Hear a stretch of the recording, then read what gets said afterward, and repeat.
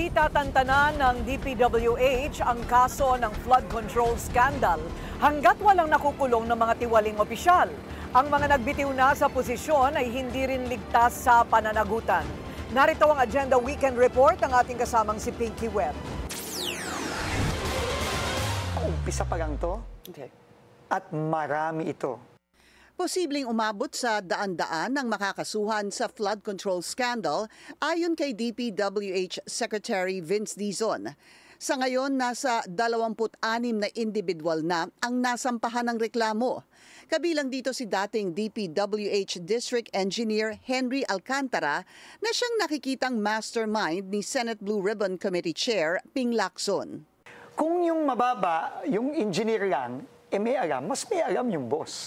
At yung boss dito, at sa Bulacan, ay si Henry Alcantara. Tinitignan ko nga siya sa mata diretso nung sa Blue Ribbon, hindi sila makatingin sa akin. Nagkasama kayo, no? At nung nagdi-deny siya, talagang nakatingin ako sa kanyang ganun eh. Sabi ko, talaga magdi-deny ka. Giit ni Dizon, hindi pa rin ligtas ang nagbitiw na DPWH Undersecretary for Planning na si Maria Catalina Cabral. Siya ang in charge sa mga proyekto at sa pagbabudget sa mga proyekto. Ngayon nga ako nakakita ng departamento na merong nakakapasok, merong mga proyekto na ginalagyan ng budget at nai-implement na walang plano.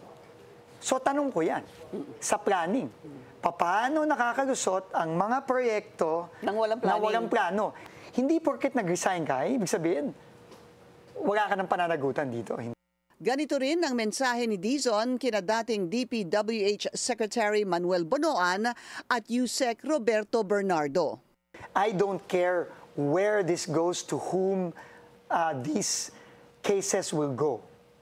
Basta you follow the evidence and you take the action wherever the evidence leads you. Dagdag ng kalihim, dapat ding umuwi ng Pilipinas si dating House Appropriations Chair Zaldico na nasa Amerika para sa medical treatment.